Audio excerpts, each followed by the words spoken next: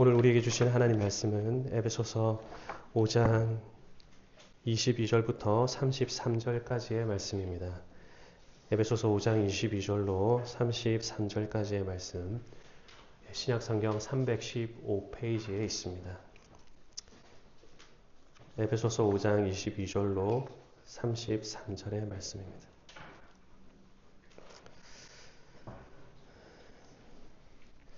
찾으신 줄 알고 제가 봉독하도록 하겠습니다. 아내들이여 자기 남편에게 복종하기를 주께 하듯 하라. 이는 남편이 아내의 머리됨이 그리스도께서 교회의 머리됨과 같음이니 그가 친히 몸의 구주시니라. 그러나 교회가 그리스도의 하듯 아내들도 범사에 그 남편에게 복종할지니라. 남편들아 아내 사랑하기를 그리스도께서 교회를 사랑하시고 위하여 자신을 주심같이 하라. 이는 곧 물로 씻어 말씀으로 깨끗하게 하사 거룩하게 하시고 자기 앞에 영광스러운 교회로 세우사 티나 주름 잡힌 것이나 이런 것들이 없이 거룩하고 흠이 없게 하려 하심이니라. 이와 같이 남편들도 자기 아내 사랑하기를 제 몸같이 할지니 자기 아내를 사랑하는 자는 자기를 사랑하는 것이라. 누구든지 언제든지 제 육체를 미워하지 않고 오직 양육하여 보호하기를 그리스도께서 교회를 보양함과 같이 하나니 우리는 그 몸의 지체임이라. 그러므로 사람이 부모를 떠나 그 아내와 합하여 그 둘이 한 육체가 될지니 이 비밀이 크도다. 내가 그리스도와 교회에 대하여 말하노라. 그러나 너희도 각각 자기의 아내 사랑하기를 자기같이 하고 아내도 그 남편을 경외하라. 아멘. 오늘은 아내들아 남편들아 라는 제목으로 하나님 말씀 선포하도록 하겠습니다. 성령으로 충만한 자들은 어떤 삶을 사는지 기억이 나십니까? 우리 한 주 전에 했던 말씀인데요. 성령으로 충만한 자들은 시와 찬미와 신령한 노래로 서로 화답하며 마음으로 노래하고 찬양하면서 또한 범사에 하나님께 감사하는 삶을 살아갑니다. 그리고 그리스도를 경외함으로 서로 간에 복종하는 삶을 살아가지요. 그리고 오늘부터는 이 성령 충만한 삶의 모습이 아내와 남편, 아비와 자식, 그리고 종과 상전 사이에 어떻게 나타나야 하는지 그것을 우리에게 가르쳐주고 있습니다. 이 에베소서 5장 22절부터 6장 9절까지의 이 말씀은 흔히 가정준칙이라 혹은 가훈표라 이렇게 부르기도 합니다. 우리는 이 가르침을 보면서 아내와 남편 그리고 아비와 자식은 아내와 남편, 아비와 이 자식은 가정에 속한 것이고 또 종과 상전에 대한 가르침은 직장 생활에 해당되는 것이겠다 이렇게 곧장 우리에게 적용하지만 사실 로마 시대 당시에는 이 에베소도 마찬가지인데요. 아내나 남편, 아비와 자식, 종과 상전이 다 한 집안에 속한 가솔들이고 권속들이기 때문에 사실 이 가훈표는 전부 다 가정에 대한 가르침이다. 그 당시만 하더라도 이렇게 생각할 수가 있습니다. 주 안에서 성도로 부름받은 자들은 과연 이 세상 사람과 다르게 어떤 가정생활을 해야 하는가 그것을 지금 바울이 우리에게 가르쳐 주고 있는 것이죠. 이 가정 준칙은 에베소 성도들에게만 사도 바울이 가르친 것이 아니고 골로새 교회의 성도들에게도 편지를 써서 가르쳤고 또 이 바울의 사랑하는 아들을 누구였습니까? 디모데와 같이 에베소를 목회하고 있는 이 담임 목사에게도 바울이 가르쳤고 또 그레데 섬에서 교회를 섬기고 있었던 디도 같은 제자에게도 사도 바울은 이 가정 준칙에 대해서 가르쳤습니다. 그리스도인들은 어떻게 부부 생활을 하고 가정 생활을 하며 집안 일을 하는 종과 주인된 자들이 어떤 관계를 가져야 하는가 하나님의 계시로서 지금 교훈을 하고 있는 것이죠. 오늘 우리는 이 중에서도 아내와 남편에 대한 가르침을 바울로부터 듣습니다. 22절부터 33절까지 이어지는 말씀인데요. 이 22절부터 33절까지 말하는 이 아내와 남편에 대한 이 바울의 가르침을 한데 모아서 꼭 압축을 한다면은 복종과 사랑이라는 두 단어가 남습니다. 뭐라고요? 복종과 사랑. 아내는 남편에게 복종하라. 남편은 아내를 사랑하라. 이 복종과 사랑의 모습을 통해서 교회와 그리스도의 모습이 드러난다 하는 것이 바로 바울의 교훈입니다. 사실 오늘 이 말씀이 아내와 남편에게 주는 말씀이기 때문에 사실 오늘 이 자리에서 직접적으로 해당되시는 분 누가 계시죠? 결혼하신 분들밖에 없죠. 그렇지만 다 결혼 예비자들 맞죠? 그리고 나아가서는 이 아내와 남편에 대한 가르침이 결국 교회와 그리스도의 관계를 나타내 보이는 것이기 때문에 오늘 이 말씀이 여러분에게 꼭 적실한 말씀이라 그렇게 생각을 합니다. 여러분은 이 아내를 향해 가지고 복종하라고 말하는 이 바울의 교훈이 어떻게 마음에 다가오십니까? 아마도 이 극단적인 페미니즘 사상을 가지고 있는 여성이 이 말씀을 딱 접한다면은 곧장 성경을 덮어버리거나 아니면 교회당 문을 열고 박차고 나갈지도 모르겠습니다. 여성들뿐 아니라 오늘날 이 남성들 중에도 아내들아 남편에게 복종하기를 읽다가 복종이라는 이 말을 듣는 순간에 야 그거는 구시대적인 윤리관 아니냐 이렇게 말하면서 마음에 반감을 갖는 이들도 있을 것입니다. 제가 최근에 지인의 결혼식을 다녀왔는데요. 여러분 결혼식에서 가장 중요한 시간이 혼인서약 시간 아닙니까? 그래서 이 아내에 대한 혼인서약을 이 주례자가 받을 때 내가 어떻게 말하는가 귀를 기울여 잘 한번 들어보았습니다. 그런데 아니나 다를까 딱 현대의 사람들에게 맞게끔 복종이라는 단어를 딱 빼고 서약을 하더라고요. 아마도 이 복종이라는 단어가 이 신부에게도 또 하객 중에 앉아있는 많은 이들에게도 불편감을 주는 단어라 생각을 하고는 이 성경 말씀에서 복종이라는 단어를 빼고 다른 말로 대체를 했겠지요. 그런 점에서 우리가 참 이걸 보면은 이 긴장이 생기는 지점입니다. 우리가 하나님의 말씀을 계시로서 받아들일 것인가 아니면은 시대나 문화가 달라지면 얼마든지 변개할 수 있는 말씀으로 해석할 것인가. 여러분은 어떻게 생각합니까? 잘 아시겠지만 우리의 신앙 고백은 하나님의 말씀을 계시로서 받아들입니다. 시대나 문화에 따라서 바꿀 수 있는 가변적인 말씀으로 받아들이지 않죠. 그리고 성경의 원저자가 하나님이심을 믿기 때문에 우리는 기록된 이 말씀에서 무엇을 더하거나 무엇을 빼려고 하지 않습니다. 내가 너에게 명하는 이 모든 말씀을 너희는 지켜 행하고 그것에 가감하지 말지니라 하나님 그렇게 말씀하시지 않으셨습니까? 만일 누구든지 이것들 외에 더하면 하나님이 이 책에 기록된 재앙들을 그에게 더하실 터이요. 만일 누구든지 이 책의 예언의 말씀에서 제하여 버리면 하나님이 이 책에 기록된 생명나무와 이 거룩한 성의 참여함을 제하여 버리시리라. 그렇게 말씀하셨습니다. 하나님께서 이 책의 저자이시고 성경의 주된 주저자이시기 때문에 하나님은 본인의 저작권을 매우 중요하게 생각하십니다. 그렇기 때문에 사람이 임의로 더하거나 빼는 거 정말 싫어하시는 것이죠.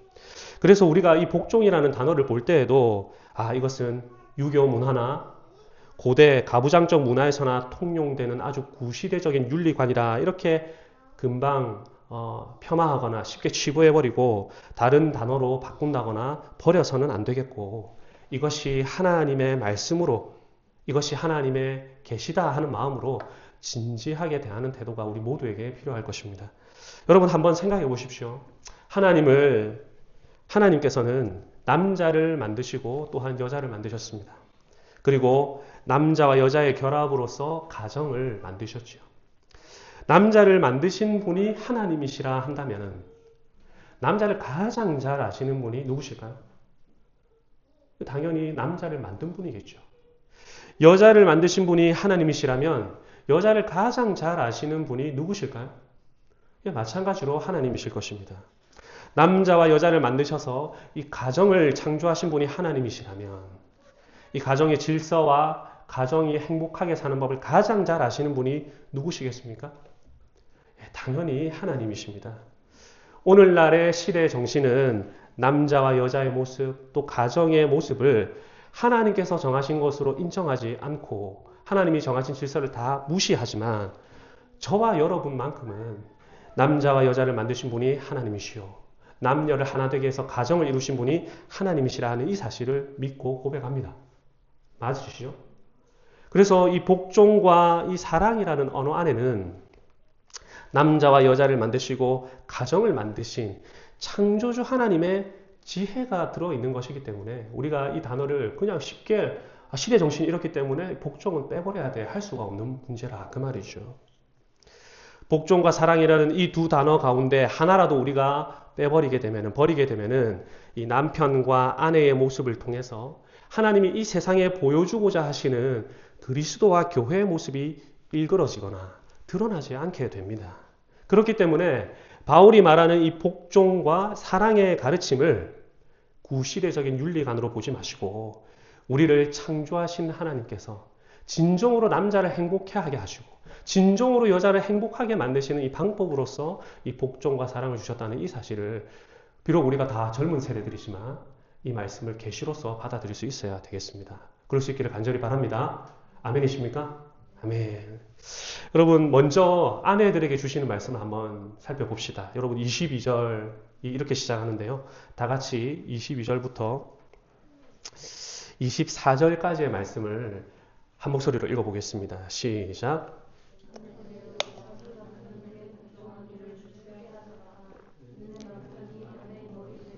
그리스도께서 교회의 머리됨과 같음이니 그가 친히 몸의 구주시니라. 그러나 교회가 그리스도에게 하듯 아내들도 범사에 그 남편에게 복종할지니라. 예, 그렇습니다. 이 22절에 보니까 아내들이여 자기 남편에게 복종하기를 주께 하듯 하라. 여기 보면 남편에게 복종하라는 이유가 나오는데요. 23절에 보십시오. 이는 다르게 이야기하면 그 이유는 남편이 아내의 머리됨이 그리스도께서 교회의 머리됨과 같으니라 그랬습니다. 예수님이 교회의 머리이신 것처럼 남편이 몸인 아내의 머리라고 말하고 있습니다. 이것이 아내가 남편에게 복종해야 하는 이유입니다. 여러분 다 머리 가지고 계시죠? 머리 없는 사람 여기 혹시 있습니까? 우리 지민이도 머리를 가지고 있네요. 네. 두말하면 잔소리죠. 우리 몸에는 모두 머리가 달려 있습니다. 그렇죠? 머리의 명령에 따라서 팔다리가 움직입니다. 머리가 있어서 생각도 하고 판단도 합니다. 머리가 있어서 어떤 일을 계획하고 실행도 하죠. 이 일을 먼저 할지 나중에 할지 일의 선후를 정하기도 하고 또 머리가 어떤 일을 결정하면 몸은 그 결정에 따라서 머리를 따라서 움직이게 되는 것입니다. 아내가 왜 남편에게 복종해야 된다고 말을 하느냐? 이는 그리스도께서 교회의 머리이신 것처럼 아내의 머리가 남편이기 때문이다. 그렇게 말하고 있습니다. 그리고 23절 하반절에 보면은 더 강력한 말을 지금 하고 있어요. 그가 친히 몸의 구주시니라 그랬습니다. 몸의 구주가 우리 예수님인 것처럼 몸의 주인이 바로 남편이다. 아내의 주인이 바로 남편이다. 이렇게 말하고 있습니다. 저는 개인적으로 우리 예수님을 구주라고 부르기보다 구주님이라고 높여 부르기를 원하는데 여기 이 하반절에 나오는 그가 우리 몸의 구주시니라. 사실 이게 영어로 하면 Lord라는 말인데요. 이 에베소 당시 로마 시대를 배경으로 한다면은 이 Lord는 주인님이라고 불러야 합니다. 제가 우리 예수님을 구주님이라고 부른 것처럼 말이죠. 그래서 지금 바울은 아주 강력한 언어를 사용하고 있는 것이죠. 남편을 향해서 로드라고 불러라. 로드로 생각하라. 너의 머리이고 너의 주인이다. 그리고 24절에 보십시오. 교회가 그리스도에게 하듯 아내들도 범사에 그 남편에게 복종할지니라. 복종할지니라는 이 말도 경우에 따라서 불편하게 들릴 수 있는데 보니까 범사에라는 말도 덧붙여 놓았습니다. 그럼 범사 무슨 뜻이죠? 심지민 어린이 범사 무슨 일입니까? 무슨 뜻입니까? 예, 정신 차리세요. 예, 범사 다 알지만 모든 일이라는 뜻이죠. 모든 일. 모든 일에 남편에게 복종할지니라. 그렇게 이야기를 하고 있습니다. 교회가 모든 일에 있어서 예수님에게 복종하는 것처럼 아내도 모든 일에 있어서 남편의 말을 따르라. 그렇게 이야기를 하고 있죠. 여러분, 복종이라는 이 말은 자발적으로 자신을 낮추고 따르는 것을 말합니다. 외부적인 강요나 억압이나 강압에 의해 가지고 마지못해 따르는 굴종이 아닙니다. 지금 바울은 아내들을 향해서 이 복종을 명령하고 있죠. 교회가 예수님을 구주님으로 모시고 교회가 예수님의 말씀에 복종하는 것처럼 남편을 주인과 머리로 생각하면서 그 말에 복종하라. 그렇게 가르치고 있습니다. 현대를 살아가는 모든 그리스도인 여성에게는 오늘 이 바울의 명령은 아주 큰 도전이라고 저는 개인적으로 생각합니다. 바울의 말은 사실 초등학생만 되어도 이해할 수 있을 만큼 너무나 선명하지만 오늘 우리가 살아가는 이 시대 정신은 하나님이 정하신 남녀의 질서를 따르는 것을 매우 불편하게 느끼게 만듭니다. 게다가 오늘날 여성들이 사실 남자보다 똑똑한 경우가 얼마나 많은지 모릅니다. 남편의 지력이 아내보다 못한 경우 많습니다.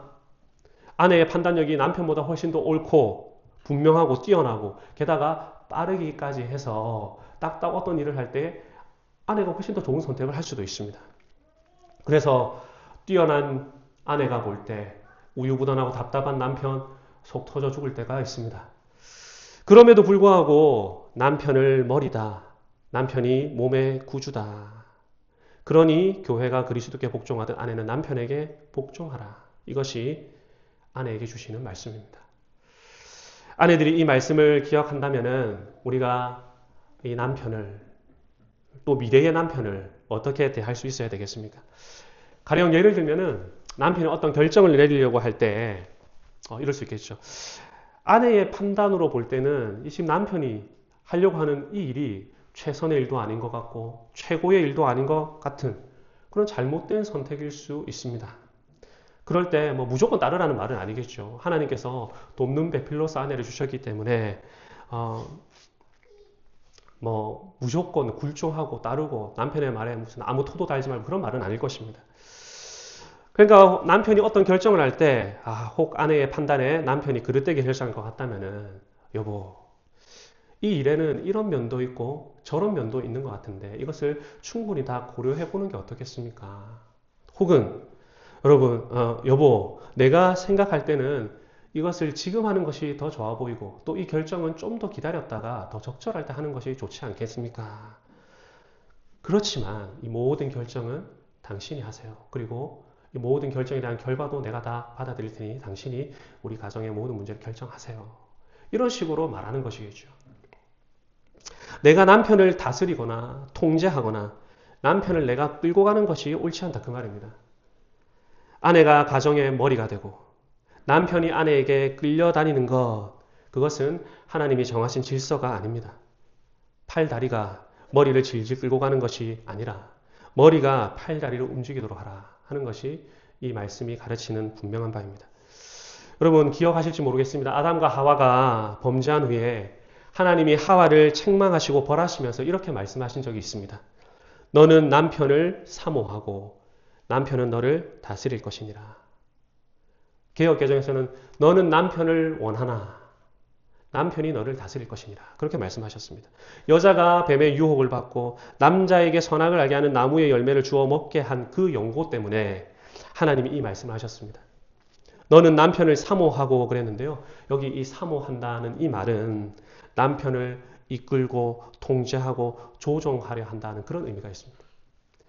하지만 남편이 너를 다스릴 것이다. 하나님이 이 질서를 그 태초부터 정했던 것이죠. 답답한 남자, 여러분 우유부단한 남편, 내 기준으로 볼 때에 가장의 역할을 제대로 하지 못하는 그런 배우자를 보면은 저 같아도 정말 답답할 수 있을 것 같습니다. 아내가 그런 남편의 모습을 볼 때 얼마나 답답하겠습니까? 그래서 남편을 내 뜻대로 조종하고 싶고 내 말에 따라 움직이게 만드는 그런 남편으로 만들고 싶어 합니다. 그런 답답함을 견디지 못하고 내가 이 가정의 머리가 되어서 남편을 다스리고 우리 자녀를 다스리고 가정을 다스리고자 하는 그런 욕구가 솟아날 수 있습니다. 하지만 남편과 아내의 관계에서 하나님이 정하신 질서는 남편이 너를 다스릴 것이니라.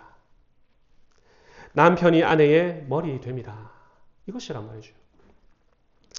직장에서 또 회사에서 어떤 동호회나 단체에서는 여자들이 얼마든지 리더가 될 수 있습니다. 여러분 그런 거 모습 많이 보지 않습니까? 지금도 굴지의 기업을 이끄는 여성 리더십들이 적지 않습니다.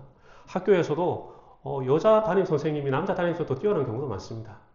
우리 신대원에도 누가 1등 했냐고 하니까 다 여학생이 1, 2, 3등 다 해요. 보면은 여자가 훨씬 더 똑똑한 것 같습니다.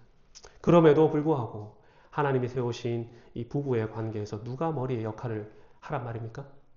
남자에게 그 머리 역할을 하도록 하라. 이것이 하나님이 정하신 질서입니다. 그런 이야기를 들었습니다.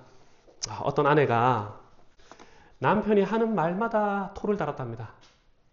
남편이 된장국에 청양고추 좀 넣자, 나는 매운 게 좋다 이렇게 말하면은, 아니 당신 입맛대로 하면은 우리 애들이 어떻게 그거 매워서 먹냐고. 그래서 면박을 주면서 된장국에 청양고추 하나 안 넣어주더랍니다.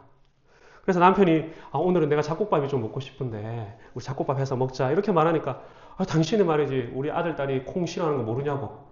잡곡밥 당신이나 좋아하지, 그냥 쌀밥 해줄 테니까 쌀밥이나 먹으라 그렇게 이야기하더랍니다.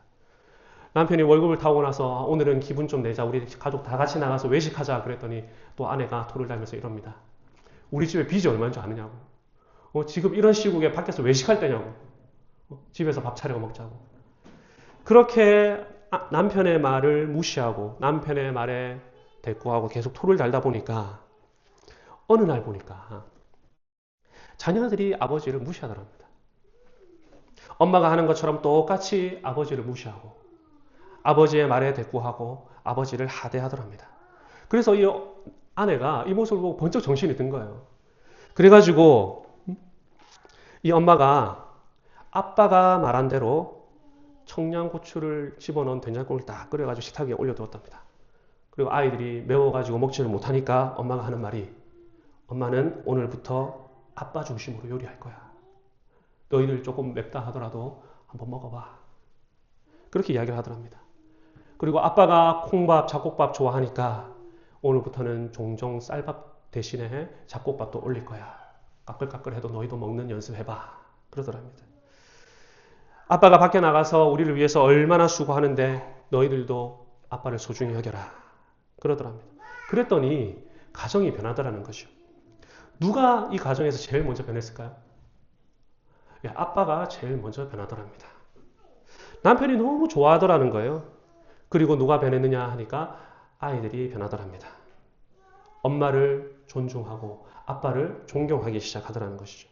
그래서 결과적으로 그 가정의 질서가 잡히고 부부 금슬이 좋아지고 자녀들은 부모님께 순종하게 되더라 하는 이야기를 들었습니다. 성도 여러분, 이런 말이 있거든요. 복종은 사랑의 또 다른 표현이다. 혹시 들어보셨습니까? 제가 만든 말이라서 들어보지 못하셨을 거예요. 복종은 사랑의 또 다른 표현이다. 여러분, 사랑하게 되면은요, 상대의 말이 법이 되는 경험을 하죠. 여러분, 그런 경험 있습니까? 제가 저희 집사람하고 이렇게 티격태격 싸우다가도 저희 집사람이 꽃을 좋아한다는 그 말 한마디가 마음에 남아있어가지고 KTX역을 내리면은 그 앞에 꽃집에서 사람들 많은 데서 줄 서가지고 꽃을 사려고 기다릴 때가 있습니다. 내가 사랑하는 사람이 꽃을 좋아한다는 말이 그 말이 법이 되어가지고 꽃을 사더라 그 말이죠. 내가 사랑하는 사람이 어떤 것을 원한다, 어떤 것을 바란다 하면은 그 상대의 말이 나에게 법으로 작용할 때가 있습니다. 그것을 따르고 싶고 그 말에 복종하고 싶습니다. 저희 장모님, 장인어른 댁에서 제가 한 1년을 넘게 이렇게 살았던 적이 있는데요. 그때 저희 집사람도 없고 저만 거기서 요양하면서 살았던 적이 있는데 이 장모님이 경상도 분이시니까 서로 이렇게 티격태격 할 때를 종종 보았습니다.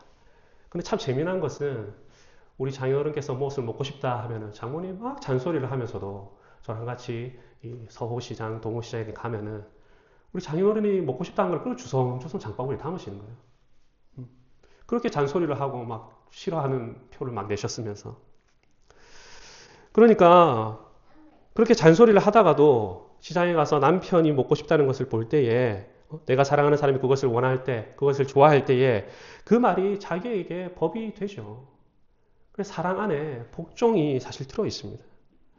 복종이라는 것이 그저 구시대적인 윤리가 아니라 내가 사랑하는 그 사람의 말을 내가 온전히 듣고 싶다는 이 복종의 단어가 아주 사랑의 고전적인 언어가 아닌가 그런 생각을 해봅니다.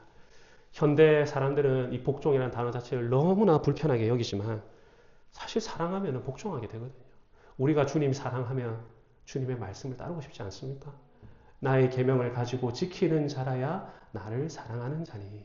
나를 사랑하는 자는 내 아버지께 사랑을 받을 것이요 나도 그를 사랑하여 그에게 나를 나타내리라. 이거 주님과 교회의 모습을 너무나 잘 보여주는 말씀이거든요. 교회가 예수님께 복종하듯이 아내가 남편에게 복종하라 하는 것이 오늘 아내들을 향한 바울의 말이요. 또한 바울을 통해서 우리에게 주시는 하나님의 말씀입니다. 여러분, 제가 지금 엄청난 비결을 알려드린 거예요. 여성분들 잘 기억하십시오. 남자는 그런 여자에게 마음을 엄청 줍니다. 이거는 제 사설이니까 설교에서 빼고 들으셔도 되고 안 들으셔도 되고. 네. 자, 이제 두 번째로 남편에게 주시는 말씀 한번 살펴봅시다. 여러분 25절부터 30절까지의 말씀인데요. 같이 한 목소리로 좀 길지만 한번 읽어보도록 하겠습니다. 시작. 아내 사랑하기를 그리스도께서 교회를 사랑하시고 자신을 주심같이 하라. 물로 씻어 말씀으로 깨끗하게 하사 거룩하게 하시고 자기 앞에 영광스러운 교회로 세우사 티나 주름 잡힌 것이나 이런 것들이 없이 거룩하고 흠이 없게 하려 하심이라. 이와 같이 남편 자기 아내 사랑하기를 제 몸같이 할지니 자기 아내를 사랑하는 자는 자기를 사랑하는 것이니라. 누구든지 언제든지 제 육체를 미워하지 않고 오직 양육하여 보호하기를 그리스도께서 교회를 보양과 같이 하나니 우리는 그 몸의 지체입니다. 지금 이 분량으로 따지면 엄청나게 많지 않습니까? 누가 보니까 단어까지 다 세워가지고 아내에게 주는 이 권면의 단어수, 남편에게 주는 이 권면에 대한 단어수를 보니까 한 3배 차이가 나더라고요. 3배. 이 25절에 보면은 남편들아 아내 사랑하기를 그리스도께서 교회를 사랑하시고 위하여 자신을 주심같이 하라 그랬습니다. 자, 남편에게 주시는 이 명령은 무엇이죠? 한마디로 하면 사랑입니다. 사랑. 아내 사랑하기를 그리스도께서 교회를 사랑하신 같이 교회를 위하여 자신을 주심같이 하라 그랬습니다. 아내에게 복종을 말한다면 남편에게는 지금 사랑을 이야기하고 있습니다. 예수님이 교회를 사랑하셔서 자신을 주신 것처럼 사랑하라. 자, 그런데 여러분, 예수님이 교회를 사랑하셔서 자신을 주셨다 그랬는데, 이렇게 사랑하라 그랬는데, 예수님이 교회를 위해 자신을 주신 사랑이 구체적으로 어떻게 드러나고 있습니까? 남편에게 지금 말하는 아내 사랑의 이 명령이 절대 추상적이지가 않거든요. 그래서 26절과 27절에 보면은 예수님이 교회를 어떻게 사랑하셨는지 지금 잘 기록이 되어 있습니다. 예수님께서 교회를 어떻게 사랑하셨습니까? 26절에 보면 이는 곧 물로 씻어 말씀으로 깨끗하게 하사 거룩하게 하시고 자기 앞에 영광스러운 교회로 세우사 티나 주름 잡힌 것이나 이런 것들이 없이 거룩하고 흠이 없게 하시려고 자신을 주셨다. 이렇게 이야기를 합니다.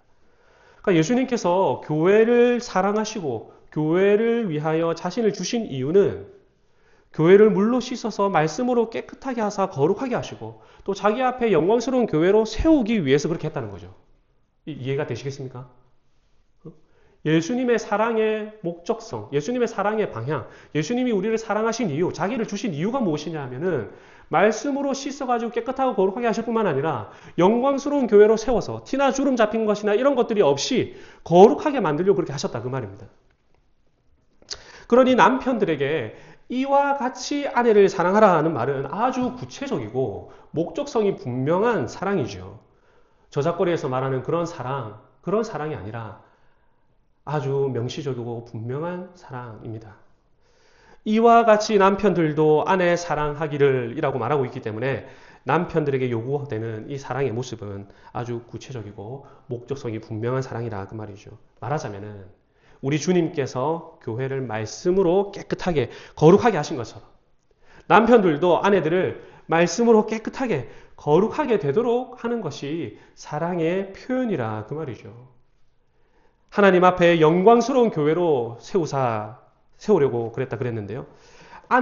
내 아내를 하나님 앞에서 영광스러운 교회로 세우려는 것이 주님처럼 아내를 사랑하는 방식입니다. 티나 주름 잡힌 것이나 이런 것들이 없이 거룩하고 흠이 없게 하려는 것, 그것이 아내를 사랑하는 구체적인 모습이라 그 뜻이죠. 이 구절이 이해가 되시겠습니까?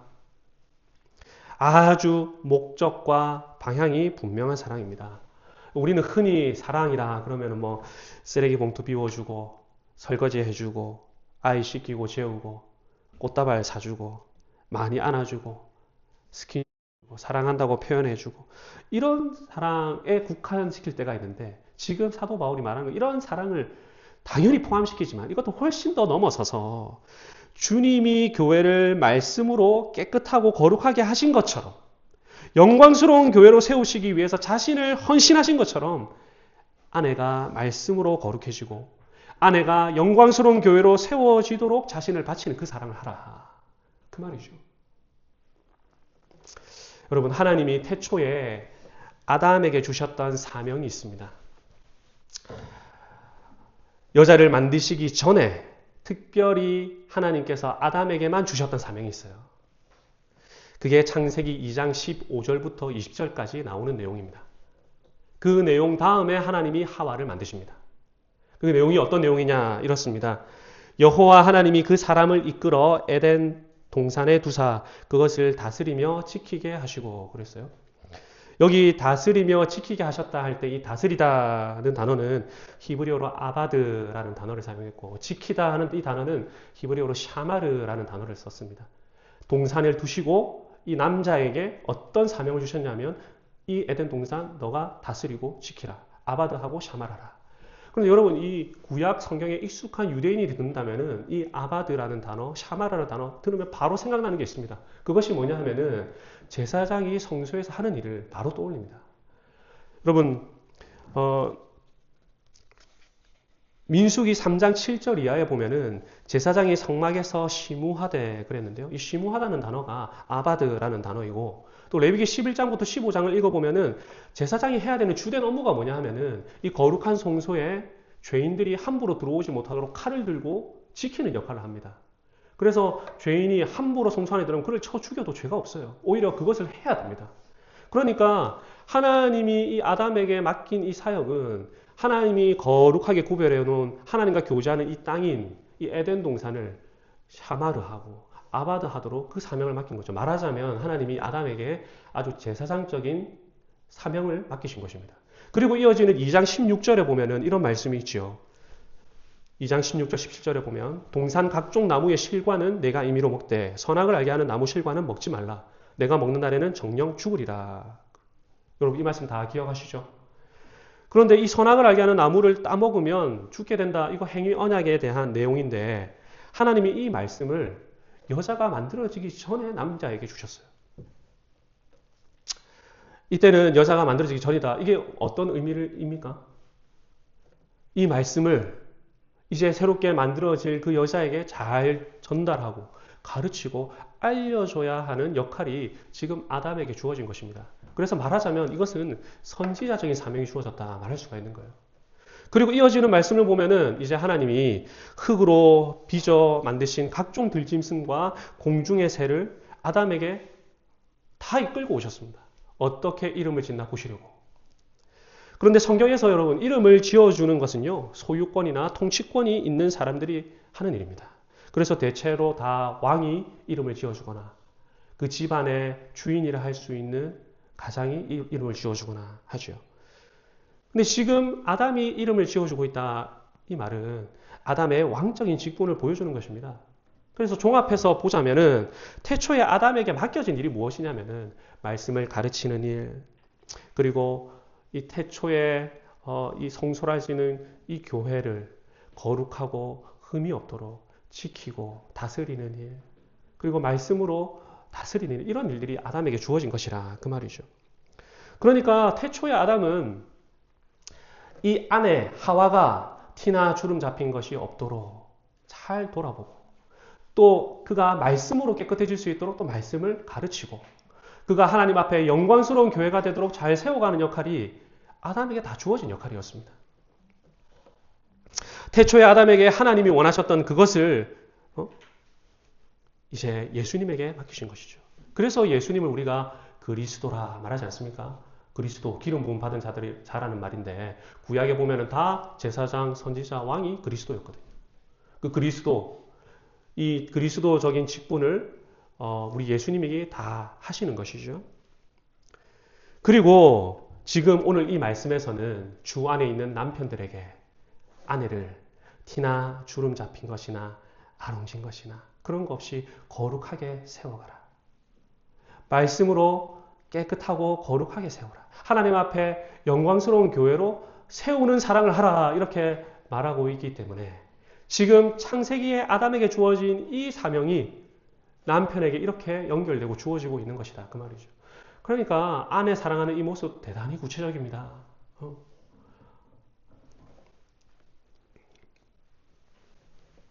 이와 같이 남편들도 아내가 말씀으로 거룩해지고 영광스러운 교회가 세워지도록 역할을 감당하는 것, 그것이 사랑의 표현입니다. 그러기 위해서 자신을 헌신하고 내어줘야 되는 것이죠.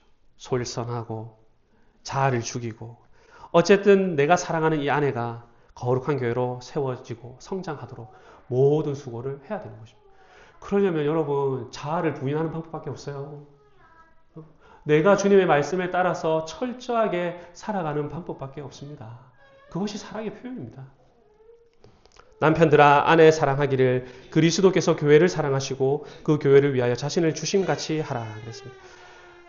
여러분 생각해 보십시오. 목숨을 내어줄 수가 있는데 다른 뭐가 아깝겠습니까? 월급 봉투 다 내어주어도 내 시간, 내 에너지 아내가 다 쪽쪽 빨아먹어도 그게 전혀 아깝지가 않은 것이죠. 아내가 티나 주름 잡힌 것이나 그런 것 없이 거룩한 교회로 세워질 수만 있다면 아낌없이 내 모든 것을 주고 주어도 전혀 아깝지 않은 것입니다. 여러분 세상 사람들은요. 결혼한 아내에게 남편이 월급 주고 또 퇴근해서 애 보고 청소하고 집안일하고 요리하면은 퐁퐁남이라 부릅니다. 들어보셨습니까? 경제권도 내어주고 가사까지 다 맡아 하는 남자들을 호구다, 퐁퐁남이다 이렇게 멸칭을 붙였었습니다.